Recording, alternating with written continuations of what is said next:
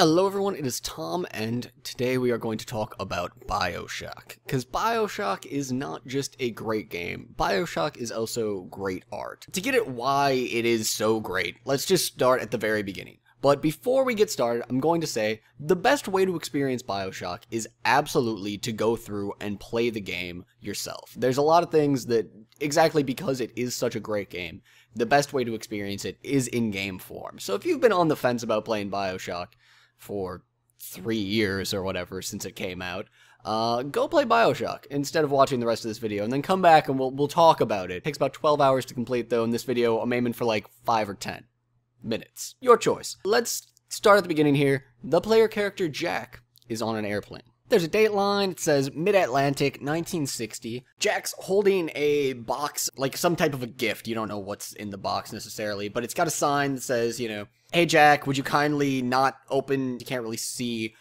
He's smoking, and you hear your character say, "They always used to say, son, you're destined for great things." Boy, were they right. Plane crashes into the ocean. You are underwater. You struggle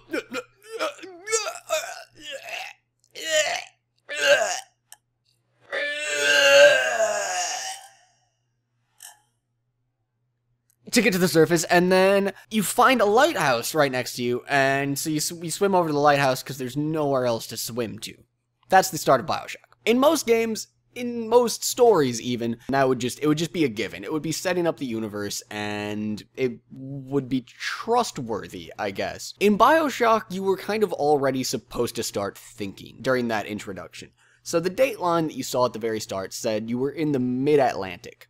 You saw a lighthouse as soon as you crashed your plane. There aren't generally lighthouses in the middle of the ocean, and this lighthouse in particular, you don't see any land near it or anything to crash into. And on top of that, you crashed like right next to this lighthouse. You didn't crash a mile away or any reasonable distance from this lighthouse. You crashed like on top of it. That's peculiar, right? And on top of that, you have badass chain tattoos on your wrists. The Great Chain is what Andrew Ryan calls the workforce of raptures. That's what he calls people getting shit done. And even the fact that you as a player don't have any memory of anything that happened before the game started in the game universe, that's kind of used, you know, maybe against you, but as a storytelling technique, we'll say, by Irrational Games. Everything has a purpose in this introduction, and next time we're going to talk about how Bioshock uses all of those little pieces that we just talked about, builds on them in the universe. We still have to talk about a little bit more of what happens in the game before we can get to